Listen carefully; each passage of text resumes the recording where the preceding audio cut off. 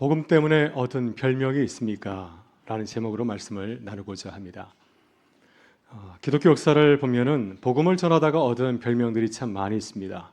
성경의 역사, 기독교 역사를 보게 되면 별명을 얻은 분들이 참 많이 계신데 그분들의 이름을 모아서 책을 묶어도 큰 책이 될 것 같습니다. 예수님도 하나님 나라를 전하기 위해서 세리와 죄인들과 함께 어울리다가 세리와 죄인들의 친구라는 별명을 얻었습니다. 또 그들과 함께 식사하였죠. 그들과 함께 식사했다고 해서 바리새인들은 예수님을 향하여서 먹보요 술꾼이라는 별명을 붙여 주었습니다. 안디옥 교회 성도들도 처음으로 예수를 믿고 함께 어울리다 보니 동네 사람들이 그들을 어떻게 불렀습니까? 그리스도인들, 그리스도를 주로 섬기는 사람들이라는 그런 별명을 듣게 되었습니다. 우리나라 초기 선교 역사를 보게 되면 선교사들도 복음 때문에 억울한 누명을 쓴 적이 있습니다. 아이 유괴범이라는 별명을 얻은 적이 있습니다. 1886년 6월 당시 명동성당 건축 문제로 정부의 선교사 포교 금지령이 내려져서 선교사들이 거리에서 보이지 않자 영아소동이 일어났습니다. 영아소동은 아이들 때문에 일어난 소동 사건을 말하는데요. 그때 선교사들에 대해서 아주 이상한 소문이 서울 장안에 파다히 퍼졌습니다. 서양 사람들이 조선 아이를 데려다가 공짜로 먹이고 입히는 것은 다 꿍꿍이가 있다. 조선 아이들 데려다가 남색을 즐긴다더라. 또 잘 먹인 다음에 다른 나라의 노예로 판다더라. 조선 아이 신체를 해부용으로 쓰고 눈알은 사진기 렌즈로 쓴다더라. 말도 안 되는 그러한 소문을 퍼뜨렸고요. 또 이런 소문을 퍼뜨리기도 하였습니다. 서양 사람들이 조선 아이를 잡아 연한 살은 칼로 썰어 먹고 피를 잔에 받아 마시는 것을 내 두 눈으로 똑똑히 보았다. 이 소문을 들은 군중들은 에이 거짓말 이렇게 말하는 것이 아니라 사실로 받아들이고 선교사들이 세운 거원, 병원, 학교에 찾아가서 우리 아이들을 내놓으라고 시위를 벌였습니다. 선교사들을 아이 유괴범으로 하는 혐의를 씌우고 선교사 자택에 돌을 던지고 또한 폭행을 가하기도 하였습니다. 나중에 알고 보니 이것은 개화를 반대하는 보수파 사람들이 기독교와 개화 세력을 모함하려고 만든 거짓 소문에 불과하였습니다. 이 억울한 소문은 나중에 진정되었습니다. 2년 후에 서울 장안에 이제 전염병이 퍼졌을 때 선교사들이 환자들, 병자들 정성을 다해서 치료하는 모습을 보면서 그들을 신뢰하게 되었기 때문입니다. 오늘 본문에서 사도 바울도 복음 때문에 새로운 별명을 얻었습니다. 데살로니가에서 전도하였는데 이 모습을 반대한 유대인들이 바울을 향하여서 어떤 별명을 붙였습니까? 천하를 시끄럽게 한 자들, 천하를 어지럽게 한 자들이라는 그런 별명을 붙이게 되었습니다. 그래서 바울도 복음 때문에 세상을 수론하게 하는 자들이라고 하는 별명을 얻게 되었습니다. 오늘 우리는 복음 때문에 어떤 별명을 얻고 있습니까? 우리도 복음 때문에 이상한 누명을 쓸 때도 있고 또한 모함을 들을 때도 있지 않습니까? 이것이 그리스도인의 삶의 자리입니다. 그래서 이 시간 바울의 별명을 통하여서 우리의 삶을 나누고 또 어떻게 우리가 살아가야 되는지를 깨닫고 또 기도하는 또 서로 격려하고 위로하는 그런 시간이 되기를 간절히 소망합니다. 오늘 본문은 바울 사도가 데살로니가와 베리아에서 전도한 이야기입니다.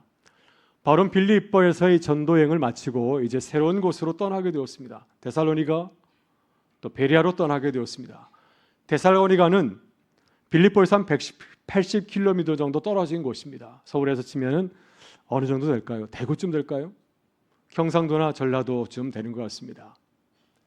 이 데살로니가는 알렉산더 대왕의 왕의 데살로니게의 이름을 따라서 명명한 도시이고요. 마게도냐 지방의 수도였습니다. 또 이것은 당시의 고속도로, 경부고속도로 같은 그러한 아주 긴 이 고속도로 비아 에그나티아가 간통하기 때문에 교통과 해상의 중심지였고 또 이곳에는 바울 당시 한 5만 정도의 인구가 살고 있었다고 합니다. 그러니 꽤 큰 도시였습니다. 바울은 데살로니가 도착했을 때 가장 먼저 유대인의 회당을 찾아갔습니다. 이것이 바울의 전도 전략입니다. 바울은 어디를 가든지 먼저 유대인의 회당을 찾아가서 복음을 전하였고 만약에 회당이 없으면은 빌립보처럼 회당이 없으면 이방인을 또 찾아 물색하였습니다. 다행히 데살로니가는 유대인의 회당이 있었기 때문에 이곳에 안식일에 3번 찾아갔습니다. 바로 안식일에 유대인 회당을 찾아가게 되면 함께 예배를 드리고 성경을 강론하였습니다. 예수 그리스도의 복음에 비추어서 구약 성경을 새롭게 해석하고 복음을 선포하였습니다. 3절을 보게 되면 바울이 회당에서 성경을 풀어서 복음을 전했던 당시에 그 메시지를 간결하게 우리에게 소개해주고 있는데요. 우리 3절의 말씀을 같이 한번 읽어보겠습니다. 뜻을 풀어 그리스도가 해를 받고 죽은 자 가운데서 다시 살아나야 할 것을 증언하고 이르되 내가 너에게 전하는 이 예수가 곧 그리스도라 하니. 아멘. 네, 메시지 성경은 좀 더 쉽게 이 말씀을 우리에게 전합니다. 그는 그들이 평생 읽어온 성경 본문의 뜻을 풀어주었다. 그들로 하여금 메시아께서 반드시 죽임을 당하고 죽은 자들 가운데서 살아나야 하며 그 밖에 다른 길은 없으며 지금 여러분에게 소개하는 이 예수가 바로 메시아라는 사실을 깨닫도록 해주었다. 바울이 어디를 가든지 가장 먼저 유대인 회당을 찾아간 이유가 있습니다. 유대인 회당을 찾아가게 되면 경건한 유대인들이 있었고 또 유대교의 신앙과 삶을 존중하고 하나님을 경외하는 이방인들이 있었기 때문입니다. 당시에 이방인들도 신앙을 가지고 있으면 유대인 회당에 출입할 수 있었습니다. 그래서 이 유대인 회당은 이방인들에게 복음을 전해줄 수 있는 좋은 전도의 공간이었습니다. 당시 로마 제국의 주민들은 시간이 갈수록 그들의 종교에 대해서 실망하고 다른 종교를 동경하게 되었는데요. 유대교를 동경하게 되었습니다. 왜냐하면 유대교는 거룩하고 그리고 경건하고 엄격한 윤리의 삶이 있었기 때문이죠. 그에 비해서 로마의 종교는 어떻습니까? 다신교였고 우리가 그리스도 신앙에서 보는 것처럼 많은 신들이 있지 않습니까? 그들의 삶이 사람과 별로 다를 게 없었습니다. 신들도 결혼하고 서로 다투고 헤어지기도 하고 싸우기도 하였습니다. 또 신들은 우리가 보기에 본받을 만한 그런 신앙과 윤리가 없었고 어떤 경우에는 추잡한 모습을 보이기도 하였습니다. 그에 비해서 유대교는 아주 매력적이었습니다. 아주 엄격하고 또 바른 신앙과 삶이 있지 않았습니까? 그렇지만 유대교는 할례와 또 율법을 준수해야 되고 또 식민지 민족의 종교였기 때문에 로마인들은 쉽게 개종을 하려고 하지는 않았습니다. 그러나 기독교의 복음은 유대교보다도 훨씬 더 매력적으로 다가왔습니다. 여러분, 기독교는 이방인과 유대인의 그 장벽을 철폐하지 않았습니까? 노예나 종들도 형제자매로 받아주는 이런 공평한 공동체를 이루었습니다. 당시 로마 제국의 수많은 사람은 60% 이상이 노예들이었다고 하고 있는데요. 그들도 형제자매로 맞아주는 아주 이상적인 공동체를 보여주었습니다.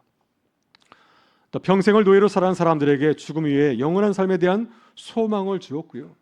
또 십자가 달린 예수 하나님의 아들은 우리의 모든 죄를 사해 준다는 그 복음이 그들에게 새롭게 다가왔습니다. 그리고 그리스도인들은 영적인 삶과 능력이 탁월하였습니다. 또 그들이 전했던 성령에 대한 말씀도 힘들게 살아가는 우리 모두에게 그 로마 시민들에게 큰 힘과 또 도전을 주었습니다. 따라서 바울이 전하는 기독교의 복음은 상당히 매력적이었습니다. 그래서 많은 이방인들이 그 복음을 듣고 받아들이게 되었고요. 또 신앙 그리스도인으로 개종하는 역사가 일어나게 되었습니다. 오늘 본문 4절을 보게 되면 경건한 헬라인의 큰 무리와 적지 않은 기부인도 복음을 받아들였다고 증거하고 있습니다. 본문 11절 보게 되면 베리아에서 마찬가지였습니다. 바울은 베리아에서도 유대인 회당에 가서 복음을 전하게 되었는데 그때 많은 이방인들이 복음을 받고 받아들였습니다.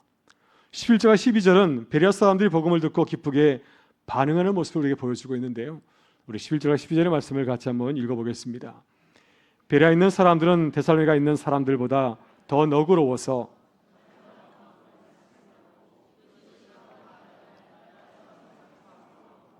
그 중에 믿는 사람도 많고 또 헬라의 기부인과 남자가 적지 아니하나. 아멘.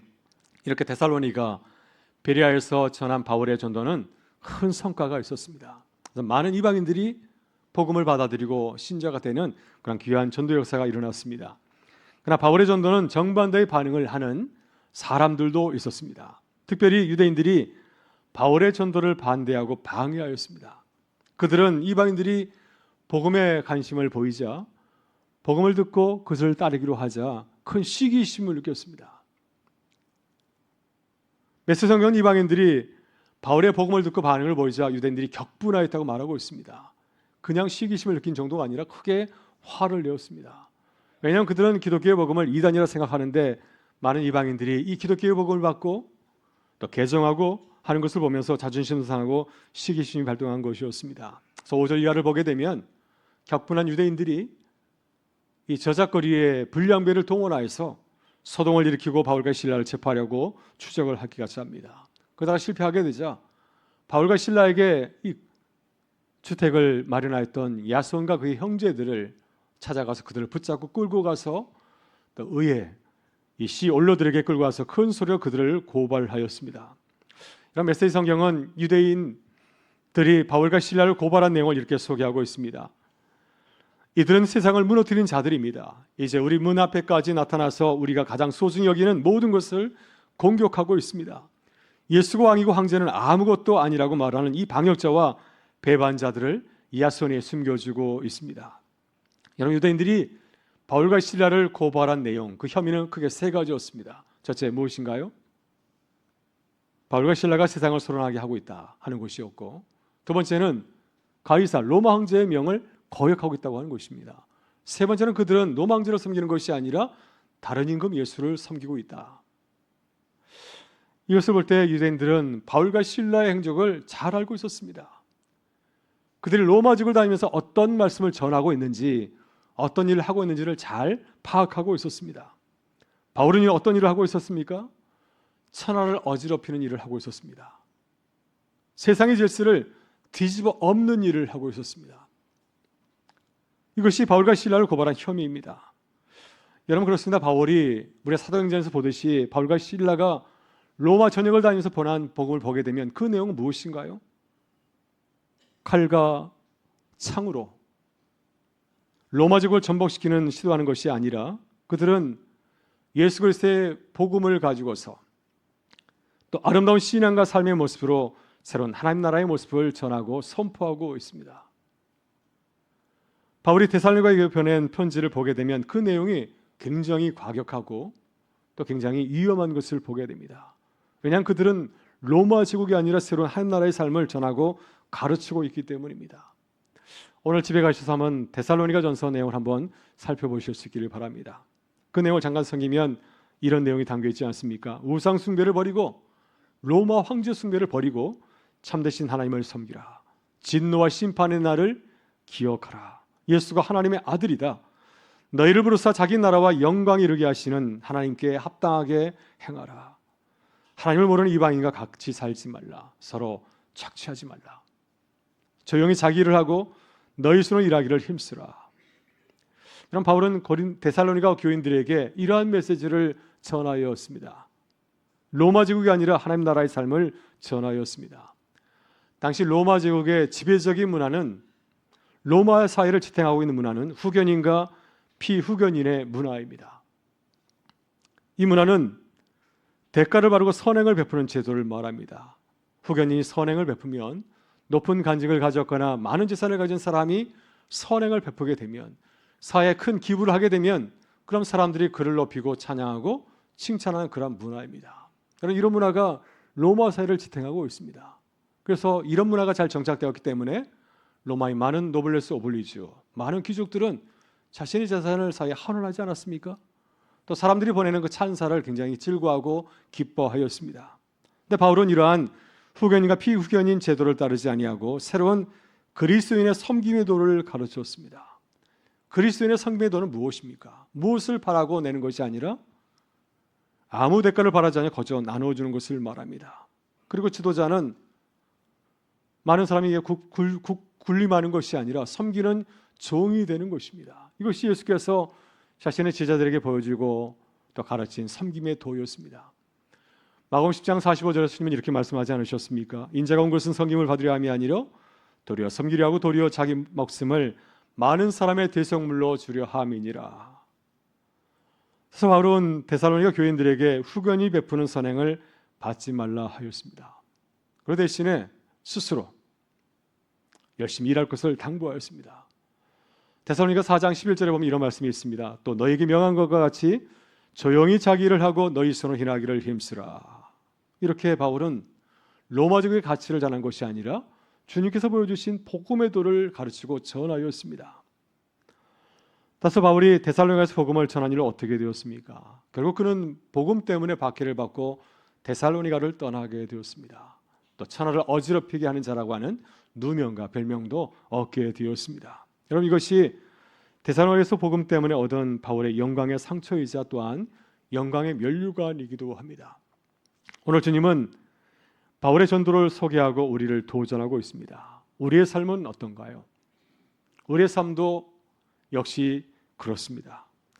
복음으로 살려가면 복음 때문에 반응이 일어나지 않습니까? 바울처럼 말씀대로 살려가게 되면 두 가지 다른 반응이 우리에게 일어나지 않습니까?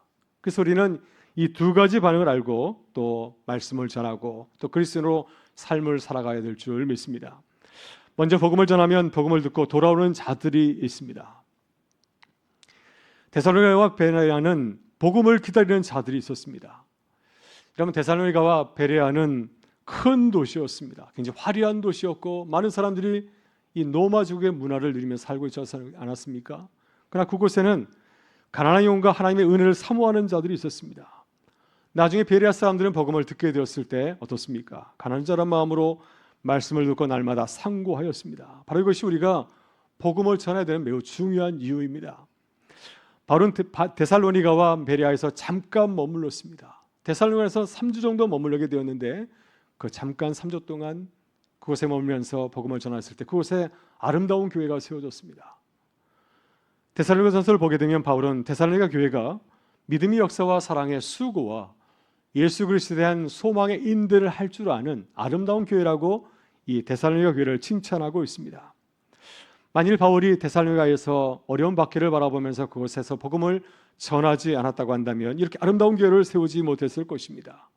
그러나 가난한 영혼을 바라보면서 그곳에서 복음을 기다리는 자들을 바라보면서 복음을 전하게 될 때 그곳에 이렇게 아름다운 교회를 세우는 기쁨을 누리게 된 것입니다. 오늘 지난 금요일 구역교회를 시작하였습니다. 지난주 금요일 구역교회를 잘 들으셨습니까? 네, 잘 들으셨죠? 이번 가을 우리 모든 교우들을 구역교회에 초대합니다. 제가 강권합니다. 우린 주일에 이렇게 모여서 함께 대배를 드리고 주중에는 작은 교회로 모여야 됩니다. 함께 모여 서로를 독려하고 격려하고요. 또 지역을 바라보면서 또 기도해야 됩니다. 바울은 새로운 곳에 가면 어디부터 갔습니까? 새로운 곳에 가면 항상 유대인 회당부터 갔습니다. 그곳에 간 이유는 사람을 만나고 복음을 전하기 위해서였습니다. 하나님께서 예비하신 영혼이 그곳에 있었기 때문이죠. 그래서 말씀을 준비하고 복음을 전하였습니다. 유대인을 만나게 되면 유대인의 마음으로 복음을 전하였고 이방인을 만나면 이방인으로 그들을 바라보면서 그들에게 복음을 전하게 되었습니다. 그래서 가는 곳마다 복음을 받아들이는 놀라운 이 전도 역사가 일어나지 않았습니까? 그래서 우리도 바울처럼 바라볼 수 있기를 바랍니다. 우리가 가장 자주 가는 곳이 어떠신가? 어느 곳입니까? 우리가 자주 가는 곳에 하나님의 복음을 기다리는 자들이 있습니다. 은혜를 사모하는 자들이 있습니다. 우리가 기도하게 될 때 하나님, 제가 항상 이곳을 자주 가는데 이곳에서도 복음을 기다리는 자를 만나게 하시고 그들에게 복음을 전하는 기쁨을 주십시오 하면 하나님께서 그렇게 인도하실 줄 믿습니다. 여러분, 1년 전 제가 병원에 입원하여서 한 13일간 병원 생활을 하지 않았습니까? 수술받고 회복하는 가운데 제 마음에 이런 마음이 드시더라고요. 제가 목사인데 이곳에도 복음을 들을 사람이 있지 않을까 하는 마음을 주셔서 기도하였더니 그런 분을 만나게 되었습니다. 아주 위험한 암 진단을 받고 두려워 떨고 있는 한 부부를 만나게 되었고요. 또 저희 부부가 같이 말씀을 나누게 될 때 그 가정이 다시 교회를 나가겠습니다, 다시 신앙생활을 하겠다고 하는 그러한 말씀을 듣고 저희가 크게 기뻐하였습니다. 이런 복음을 전하는 것은 우리의 소명이요 사명입니다. 주님이 우리에게 주신 이유인 복음을 주신 이유입니다. 그래서 우리는 이 복음을 전하고 나눠야 될 줄 믿습니다. 이런 바울 사도도 이런 마음을 가지고서 기도하게 될 때 하나님께서 환상을 보게 하지 않았습니까?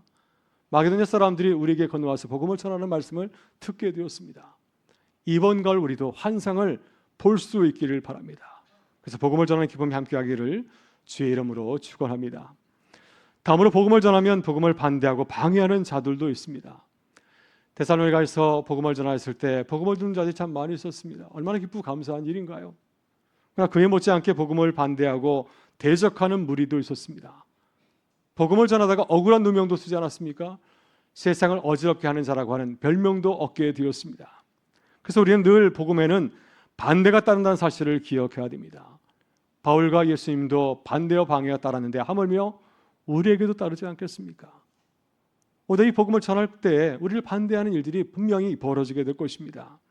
따라서 복음을 전하다 반대를 만나면 쉽게 포기하지 마시기를 바랍니다. 복음을 전하지 말아야겠다 이렇게 생각하지 말고, 강한 반대하겠다는 것은 무슨 뜻입니까?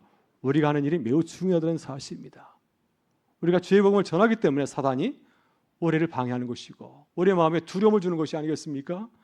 그럴 때 반대가 있으면 우리를 향하신 비전을 바라보면서 더욱더 간절히 기도하실 수 있기를 바랍니다. 그럼 하나님께서 도우시는 역사를 경험하게 될 줄 믿습니다. 여러분, 우리가 매일 새벽마다 느헤미야의 말씀을 나누고 있는데요, 느헤미야는 페르시아 제국의 고위직 관리였습니다. 그러니까 수상궁을 떠나서 예루살렘에 왔을 때 그를 환영하고 축하하는 사람들만 있었습니까? 예루살렘에 무너진 장벽을 성벽을 건설하려고 했을 때 그를 기뻐하고 지지하는 사람만 있었습니까? 느헤미야를 반대하는 자들도 있었고 그들의 무서운 방해 전략이 느헤미야를 기다리고 있었습니다. 힘으로 겁박을 하고 또 갖은 음모를 꾸미기까지 하였습니다. 거짓 소문을 퍼뜨리기도 하였습니다. 그들에게 강하게 반대하는 것은 느헤미야 사역이 그만큼 중요하고 그들에게 큰 위협이 되었기 때문이었습니다. 만일 느헤미야가 반대한 무리를 바라보면서 쉽게 포기하였다고 한다면 그냥 돌아가야겠다라고 생각했다고 한다면 무너진 성벽을 다시 재건치 못하였을 것입니다. 그러나 반대를 바라보는 사람의 비전을 바라보게 될 때 다시 일을 시작하게 되었고 또 무너진 장벽을 다시 세우는, 공동체를 다시 재건하는 귀한 기쁨을 누리게 되었습니다. 이번 가을에 복음을 전한 일도 그렇습니다. 올해 삶을 돌아보면서 복음을 전한 일도 마찬가지입니다. 내가 만일 포기하게 된다면 내 삶이 무너지고 공동체도 무너지게 됩니다. 우리 가정을 바라보면서 복음을 전한 일이 있는데 내가 그것을 전하지 않는다고 한다면 내 삶도 무너지고 우리 가정도 무너질 수밖에 없습니다. 우리 교우들을 바라보면서 무너진 삶을 바라보면서 내가 복음 전하기를 포기한다고 한다면 그분의 삶도 무너지고 우리 교회의 삶도 무너지지 않겠습니까? 그래서 우리는 느헤미야처럼 나와 공동체를 바라보면서 복음을 전하게 될 때 나의 삶도 살아나게 되고 공동체도 살아나는 기쁨을 누리게 될 줄 믿습니다. 이번 가을 복음을 전하고 할 때 주저하는 마음, 불편한 마음 내 마음에 든다면 다시 한번 기도하실 수 있기를 바랍니다. 일이 중요하구나. 하나님께서 일을 하게 하시려나 보다. 마음을 다시 먹고 기도하는 가운데서 다시 복음을 전하여서 나도 살아나고 또 내가 속한 공동체 살아나는 귀한 역사가 일어날 수 있기를 주의 이름으로 축원합니다. 오늘 바울이 얻은 별명은 우리를 도전합니다. 복음 때문에 얻은 별명이 있으십니까? 만일 내가 그리스도로 살아오면서 아무런 별명이 없다고 한다면 어떻게 생각해야 될까요? 그러나 내가 아무런 반대나 핍박을 받지 않았다고 한다면 나는 행복한 사람입니까? 주의 은혜 가운데서 평안히 잘 살아온 것입니까? 사람들에게 아무런 말도 듣지 않았다고 한다면 그리스도로 살아온 나의 삶을 다시 바라보고 진단해야 됩니다. 나는 그리스도로서 바른 삶을 살고 있는가? 한번 스스로 진단하고 물어보실 수 있기를 바랍니다. 오늘 주님은 바울이 복음 때문에 얻은 별명을 통해서 우리에게 말씀합니다. 주머니가 이 땅을 살아가면서 바울처럼 거룩한 별명 얻기를 원하고요, 복음으로 세상을 어지럽히는 자가 되기를 원합니다. 믿음의 삶으로 사람들을 부끄럽게 하고 새로운 삶을 초대하고 도전하는 그런 믿음의 삶이 되기를 원하는 줄 믿습니다. 우리는 가정에서 거룩한 별명을 얻어야 됩니다. 우리 자녀들에게 어떤 별명을 얻고 있습니까? 우리 일터에서도 거룩한 별명을 얻어야 됩니다. 함께 일하는 많은 동역자들 우리를 바라보면서 어떤 별명을 주고 있으십니까? 우린 교회에서도 거룩한 별명을 얻어야 됩니다.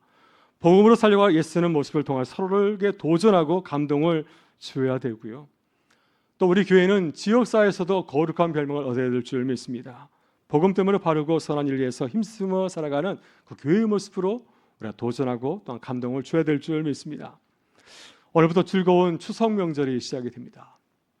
온 가족이 모인 자리에서도 거룩한 별명을 얻어야 됩니다. 사랑하는 가족들에게 복음을 보여주고 전할 좋은 전도의 기회이지 않습니까? 아름다운 말과 행실로, 아름다운 섬김으로 우리 가정 가운데 또 우리 모든 믿음의 공동체에 복음의 씨앗을 뿌리실 수 있기를 바랍니다. 그래서 우리 가정에 하나님 나라를 세우는 기쁨을 누리는 귀한 명절 되실 수 있기를 주의 이름으로 축원합니다.